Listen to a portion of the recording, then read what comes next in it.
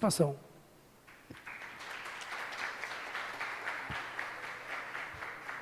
Nós é que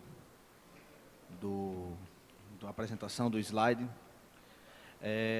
Primeiramente, eu gostaria de agradecer o espaço, o convite feito ao ciclo urbano, né, dizer que a proposta da organização foi realmente discutir um pouco sobre essa questão de transporte, trânsito e acessibilidade em Aracaju, né, falar um pouco sobre, principalmente, a inexperiência da gente no início, e ainda existe essa inexperiência muito grande, e uma vontade de aprender muito maior, né, para que a gente possa discutir um pouco sobre esses assuntos. A apresentação que vai ser feita, ela vai trazer muito um pouco de fundamentos, né, que é um ponto principal que foi não posso dizer esquecido, mas não evidenciado no plano diretor, né, em virtude de uma análise feita anteriormente, que fundamentos filosóficos, assim como fundamentos conceituais, são muito esquecidos dentro da elaboração do texto do plano diretor, principalmente num aspecto e num parágrafo muito específico, que traz o tocante, principalmente na questão da mobilidade urbana, muito bem colocada pelo Mascarello, que é o uso e ocupação do solo, né, esquecido muito essas questões de fundamentos, principalmente de mobilidade urbana, moradia e uso social do espaço, né, e do solo. Eu, como geógrafo, me interesso muito sobre essa discussão conceitual sobre espaço-tempo, né, e principalmente sobre paisagem. E antes disso, eu queria fazer um convite a todos, né, provocar um pouco que amanhã nós estamos num momento de celebração, que é o Dia Mundial Sem Carro, né? É um dia onde várias pessoas do mundo vão tentar deixar seu carro em casa para utilizar outros meios de transporte. E aí eu faço um desafio a todos, à mesa, a todos que estão presentes, que possam deixar o automóvel amanhã na garagem e tentar utilizar outro meio de transporte, seja a pé, ônibus, né, ou então de bicicleta, para que a gente possa sentir um pouco, sair do nosso conforto do automóvel e possa ver os desafios que é andar a pé na cidade de Aracaju, ver os desafios que é andar de bicicleta em Aracaju, né, ver os desafios que é andar de ônibus em Aracaju e os privilégios também, né, que não somente temos pontos negativos. E aí eu faço esse desafio a todos para que amanhã a gente possa deixar o carro em casa e também utilizar outros meios de transporte. Bom, a proposta principal do Plano Diretor de Transporte e Mobilidade foi pelo que foi exposto pelo Samarone. Esse instrumento que está sendo apresentado, como uma parte de audiência pública, se traz muito. Eu tive a proposta de trazer fundamentos, e fundamentos nada mais é do que a gente trazer quais as políticas públicas que estão sendo construídas. Esse documento ele foi baseado dentro de uma publicação do Ministério das Cidades, que traz sobre o Manual de Elaboração do Plano de Mobilidade, né, que foi publicado no ano de 2009. E ele traz alguns conceitos que é interessante a gente fazer uma análise relacionada um pouco à dinâmica e à estrutura do município de Aracaju. Primeira coisa que a gente faz uma análise, que eu vou pegar a palavra-chave, não vou tentar me ater a toda a frase, principalmente um aspecto que é o desenvolvimento urbano.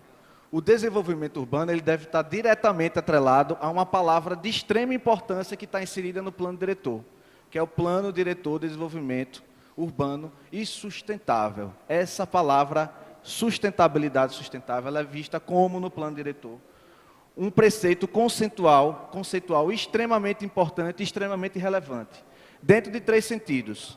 Pensar uma cidade com desenvolvimento e pensar uma cidade com sustentabilidade é um desafio muito grande dentro da elaboração de políticas públicas e de gestão de transporte e trânsito na cidade de Aracaju. Eu digo isso por quê? Porque se pensar em sustentabilidade em Aracaju, principalmente no trânsito, deve ser analisada dentro de 3 conceitos.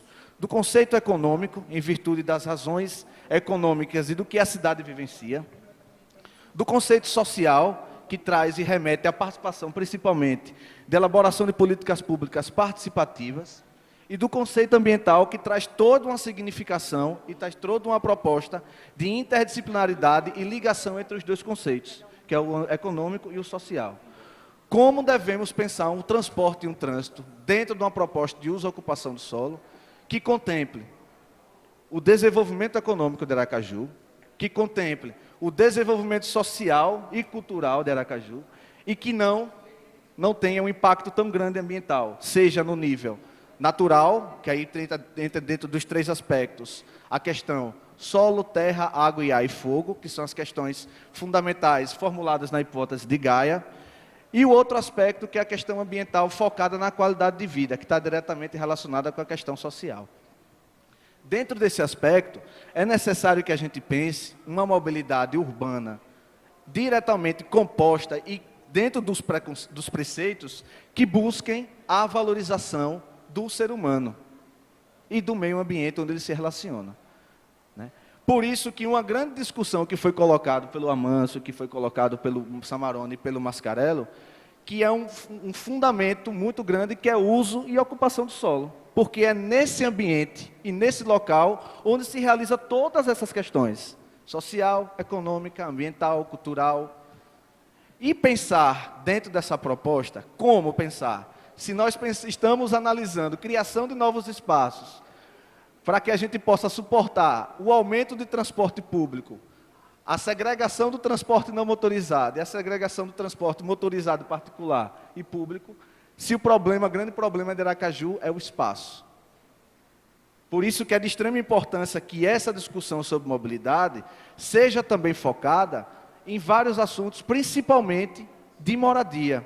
Por isso que é importante se estar discutindo com construtoras, que são elas as grandes responsáveis por geração de transporte e de mobilidade, com relação à origem e destinos de automóveis, de pedestres, de bicicletas.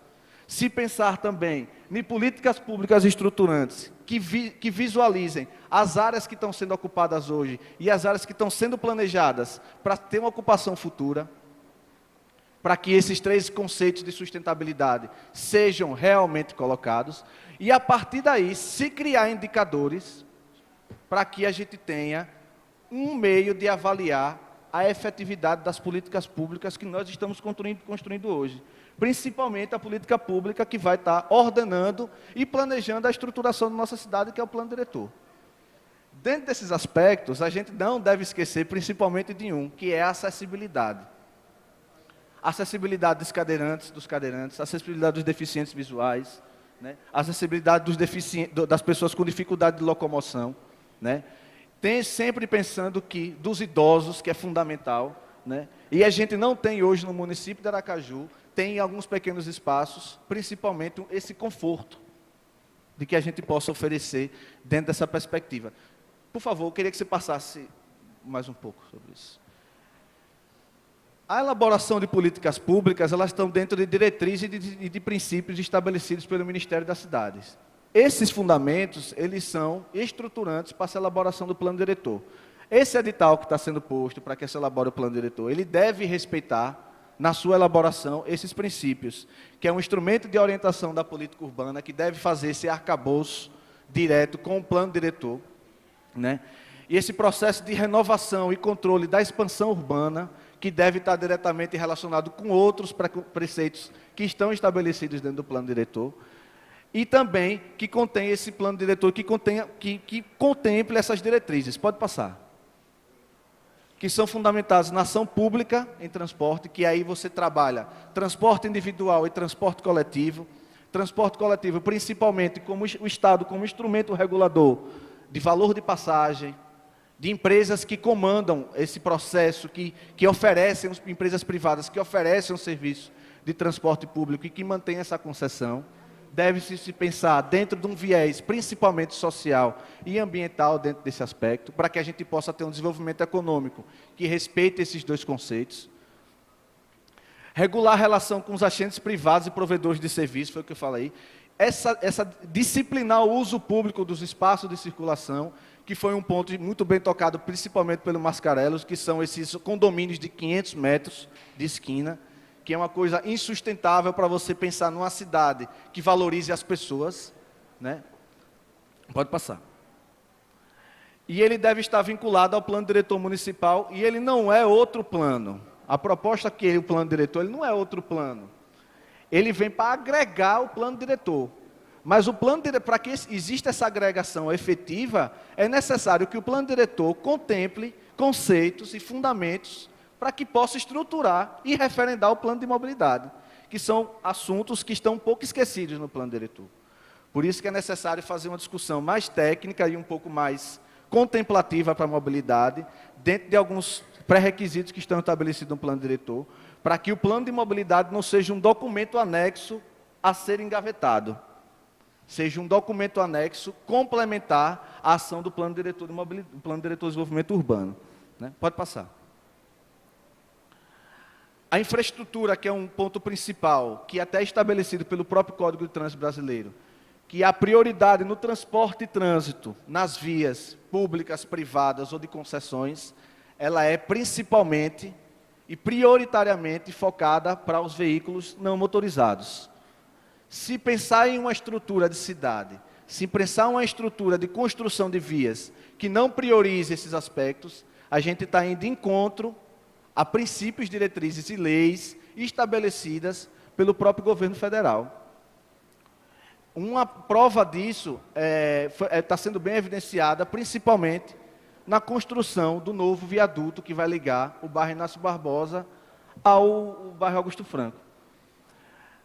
Pelo que eu vejo, conheço um pouco de Aracaju, sou de Aracaju, vivo em Aracaju e vou viver a minha vida toda em Aracaju, a única calçada que a gente tem de 6 metros de largura em Aracaju, ela se localiza na rua Paulo VI, no bairro Beira Rio, no bairro Inácio Barbosa.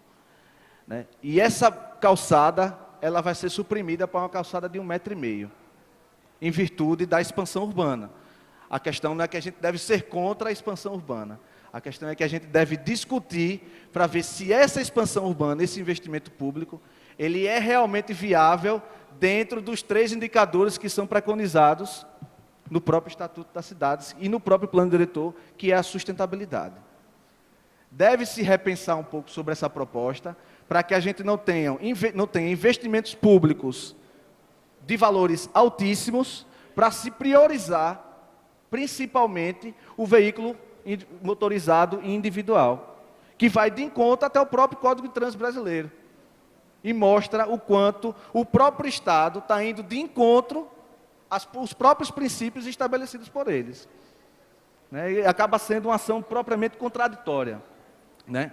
A gente sabe que existe um esforço muito grande da própria SMTT, a gente sabe que existe um esforço muito grande, principalmente também do governo do Estado, para que ações como essa sejam priorizadas, né? Mas a gente, às vezes, percebe que a ação e o pensamento e a prática, ela se distanciam um pouco dentro desse contexto que a gente vê hoje em Aracaju. Pode passar. Uma outra questão que cabe justamente no exemplo no qual eu citei, que é a funcionalidade da circulação. Não adianta a gente pensar em expansão urbana, em expansão viária, somente com construção de vias. Isso é uma concepção que ela foi adotada na década de 60, principalmente por Thompson, que foi um engenheiro americano, um engenheiro de tráfego americano, que estabeleceu principalmente o desenvolvimento econômico e do próprio capitalismo. Pensando em quê? Construir vias para que a gente possa mover o setor automobilístico e, consequentemente, mover a economia mundial. A gente tem um exemplo muito grande, muito bem colocado, de que a gente passou ultimamente por uma crise econômica mundial. E o primeiro setor da economia a sofrer com essa crise foi o setor automobilístico. Por isso que existe uma relação direta, muito, muito próxima, entre o desenvolvimento econômico e o desenvolvimento automobilístico.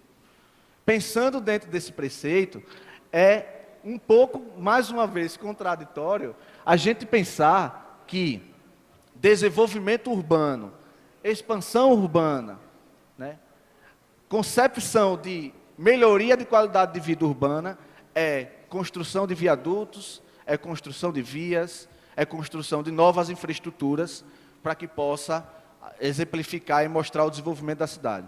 Dentro desses conceitos que estão estabelecidos no principal, que é o fundamento, que é o quê da questão, a profundidade, o porquê vem por detrás do discurso, que é a sustentabilidade que está colocada no plano diretor, a gente não vê numa ação prática com relação a isso. Né? Pode passar. Dentro desses princípios e objetivos, a gente tem o PlanMob, né, como esse principal instrumento para se colocar isso, e proporcionar o acesso a toda a população às oportunidades que a cidade oferece, com oferta de condições adequadas ao exercício da mobilidade da população e da logística de circulação de bens e serviços. É dentro, principalmente, desse objetivo, onde a gente vai pegar os 3 conceitos de sustentabilidade. se pensar na não construção de vias, se pensar na adoção de outros métodos e formas, que não seja ampliação de vias nem construção de infraestrutura viária, a gente não vai estar inviabilizando economicamente a cidade, a gente não vai estar inviabilizando socialmente a cidade, nem estar viabilizando ambientalmente a cidade.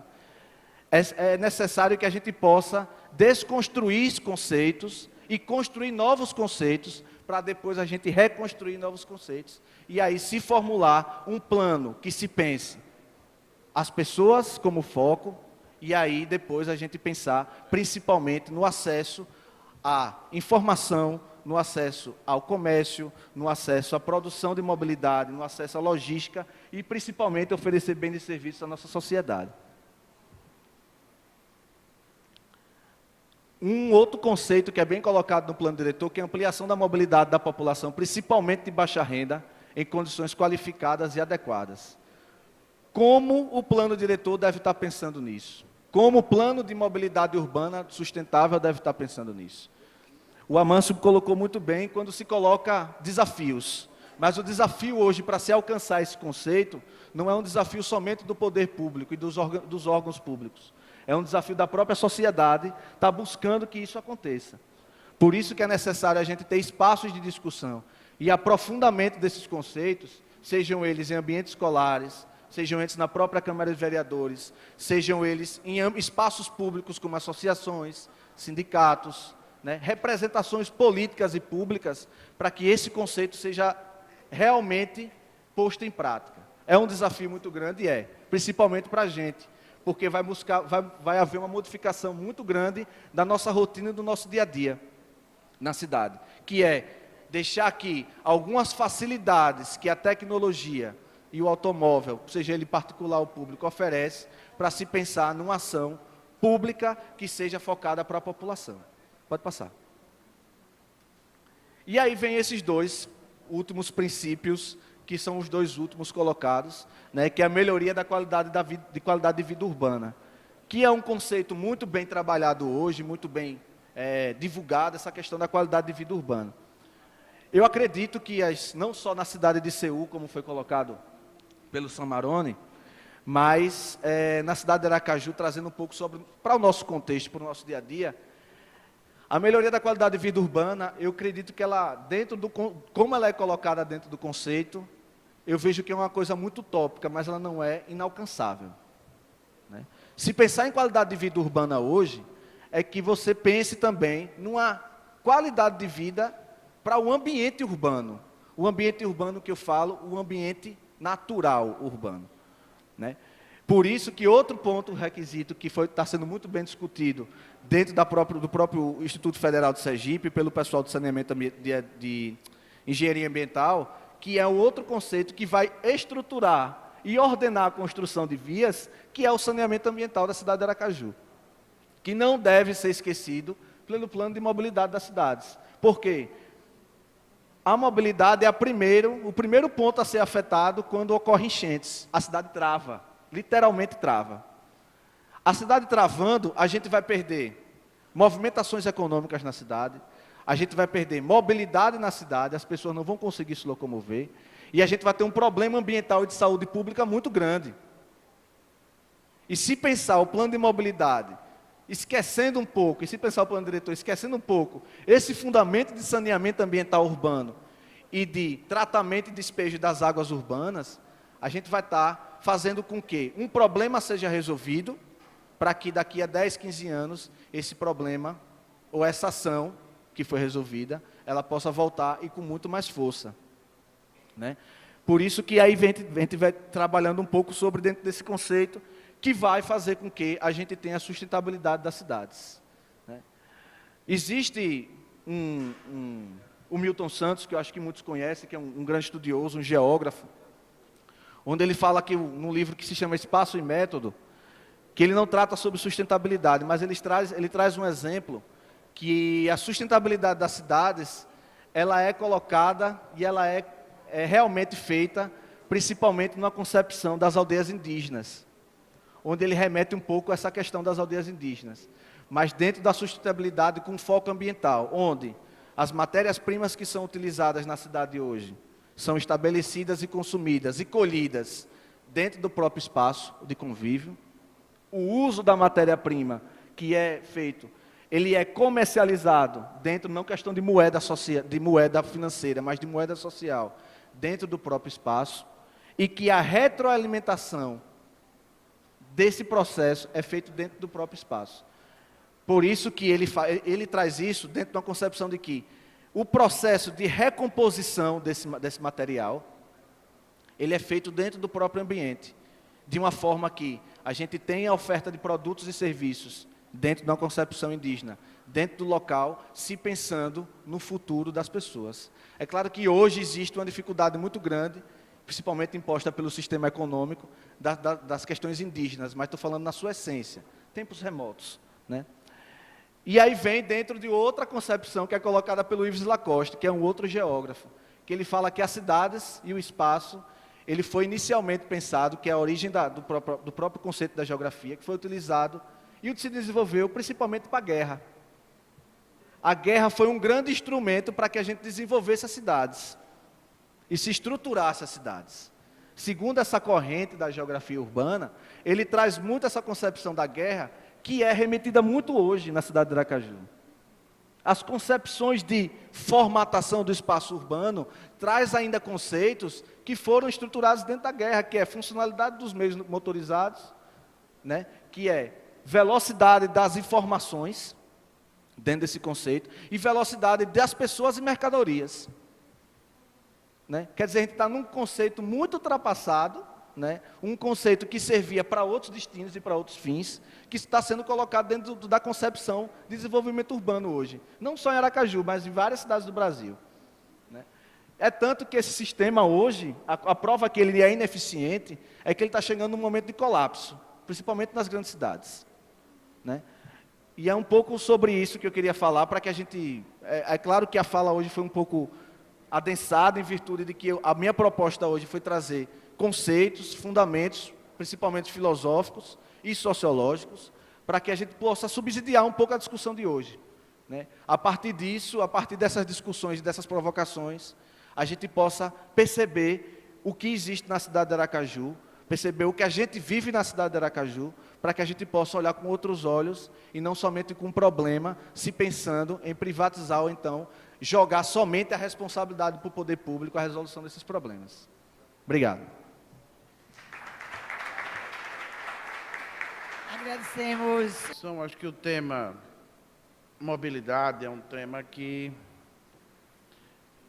está dentre os pilares do plano diretor. E, como falou o arquiteto Ricardo, tem que se pensar a questão da mobilidade dentro da estrutura sistêmica do plano diretor. Porque, pegando um trecho da fala de Amâncio, quando ele fala da limitação do horário de mudança, ocorre porque um planejamento equivocado de ruas leva ao adensamento e a mudança é só uma consequência. Vamos dar um exemplo concreto. Em frente ali onde é o Burger King, no bairro Jardins, você tem um edifício, acho que é não sei o que do IP, que ele fica na curva. Se tiver uma mudança lá, a Silvio Teixeira está empatada. Então, a mudança é uma consequência. Então, o uso do solo é que é fundamental, você planejar. E a expansão do jardim está no mesmo estilo. Então, vejam, se nós estivéssemos pensando esse plano diretor há 20 anos atrás, até aqui umas concepções eu concordaria que eles eram viáveis. Mas nós estamos pensando numa cidade que está ocupada e tem conflitos em vários setores. Né? Então, tem que ser sistêmico a questão viária dentro do plano diretor, senão não vai resolver. Discordo quanto a ser o ônibus a única forma de transporte. Eu escrevi um artigo no Jornal da Cidade há algum tempo atrás, conversei na época com Bosco Mendonça, que era o secretário metropolitano. Se chegou a ter no governo de Valadares um ensaio, nós podemos transportar pessoas aqui por barco. E por que não? Transportaríamos 400, aproveitaríamos as barcas que foram desativadas. E por que não? E por que só ônibus? Nós temos que repensar, nós temos ruas estreitas. Amâncio, se for fazer faixa de pedestre ou faixa de ônibus em ruas estreitas, o jardim implode. Tem que se pensar também nisso. Então, o ordenamento de Aracaju hoje é extremamente complexo. Eu acredito que a Câmara vai ter muito trabalho de votar esse plano diretor, se for muito rápido, porque você tem conflitos que são concretos. Nós tivéssemos um sistema de barcas aqui, utilizando as barcas que foram desativadas da Atalaia Nova, nós transportaríamos do Conjunto João Alves até a 13 de julho, até mais, se quisesse, centenas ou talvez milhares de pessoas, num custo menor, desafogando a cidade. E podemos pensar outras formas. Tem os trilhos, por que não da Grande Aracaju para um sistema de trem? Ou bondes? Vamos pensar. Porque é só o ônibus. Eu acho que o planejamento aí tem que ser maior, diante dos conflitos e diante da complexidade que é Aracaju hoje, né? Nós temos o nosso território de Aracaju praticamente todo ocupado. Então, essa é uma questão interessante e uma questão que tem que estar integrada. Senão, de fato, nós não vamos ter soluções. E esse é o detalhe, né? Quando eu digo aqui, nós estamos planejando agora para as próximas 4 décadas. E estamos sofrendo um pouco porque não planejamos nas 4 décadas anteriores. Então, é uma causa e consequência que nós sofremos. Eu estava lendo rapidamente o texto aqui, quer dizer, ruas locais, aquelas que têm de 8 a 10 metros. Pela minha visão, não sou arquiteto, você vai pegar praticamente todas as ruas de Aracaju, né? E tem algumas que estão abaixo de 8 metros. Então, é outro dado complicador que a gente tem que olhar aqui, nessa questão da definição de vias locais, né? Outra coisa, Manso, também, quando você falou que a velocidade média dos ônibus é 4 km ou até 14, os processos que eu tenho lá no Gomezinho no Bessa, que tem de gente atropelada, não é a 4 km, não. É muito mais.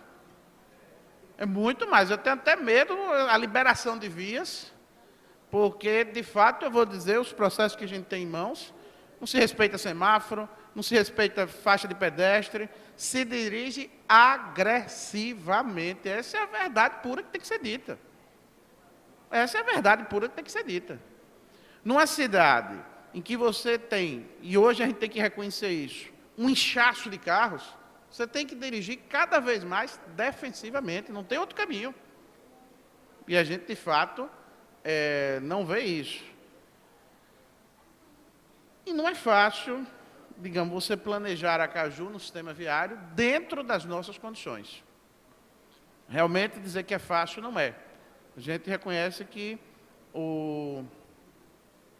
há um esforço muito grande dos órgãos de controle, como a SMTT, mas não é fácil. São muitos interesses, são muitos conflitos. Acho também que o plano diretor tem que ser rigoroso numa limitação. Eu vou dar um fato concreto, porque foi um fato que eu falei por telefone com o Samarone, falei com o comandante da CPTRAN e fiz ofício, apesar de não ser da área, não é minha atribuição, mas eu tenho por hábito, mesmo às vezes não sendo da minha atribuição, eu escrevo, faço ofícios de colaboração, que eu chamo assim, ofícios de colaboração. Eu estava com um seminário, levando uma professora, terminava o evento, levava para jantar, e eu trafeguei na Coroa do Meio com medo. Por quê?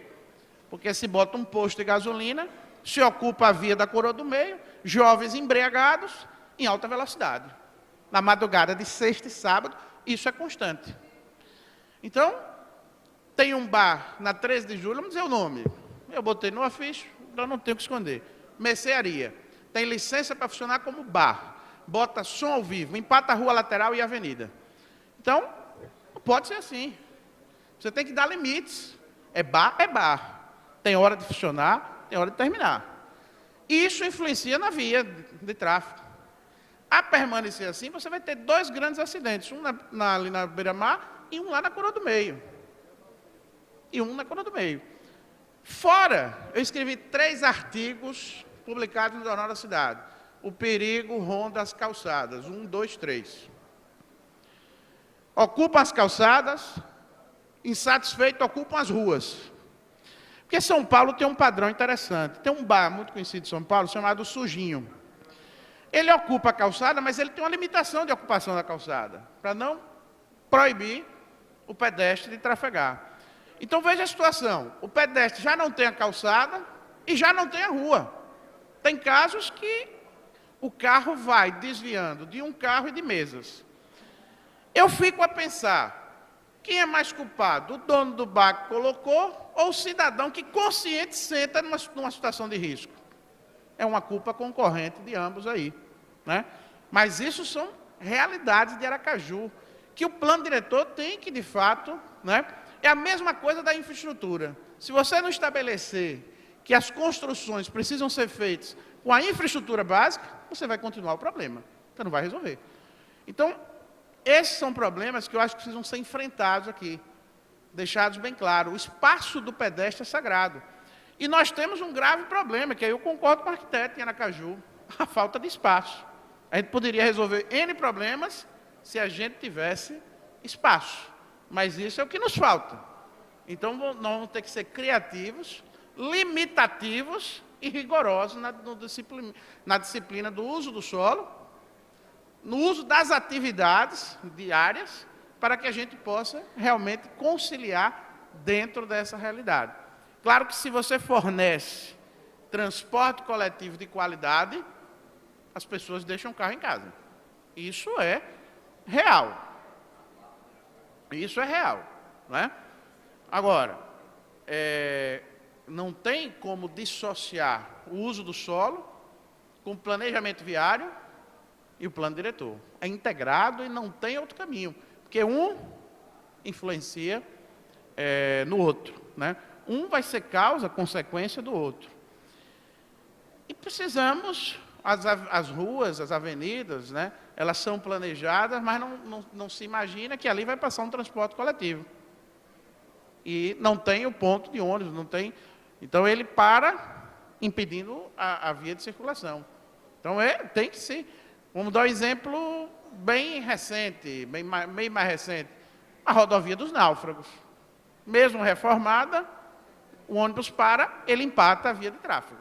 Não tem outro caminho, né? Não tem outro caminho. Então, isso são pontos que, se a gente não enfrentar, né? Se a gente não enfrentar, não vai ter um reflexo positivo para a coletividade. Virá um novo plano diretor e os problemas continuarão e os conflitos crescerão. Nós temos que enfrentar esses problemas de mobilidade levantados aqui, que são fundamentais e que eu chamo que são estruturantes para que você tenha, de fato, um plano diretor que venha a ter a possibilidade de regular isso. Claro, eu recentemente conheci, eu não conhecia, a cidade de Lima. Eles estavam sem recursos para um metrô. Eles fizeram uma solução, eu não sei se em Aracaju era possível, mas eles fizeram uma via rebaixada, que corta a cidade de ponta a ponta, tendo 2 vias para veículos e uma via exclusiva de ônibus indo e vindo, que descem em estações elevatórias, onde dali em diante o cidadão vai para o ponto mais próximo que ele quer, porque ela cruza todos os bairros. Também a geografia da cidade favorece. Se a gente pudesse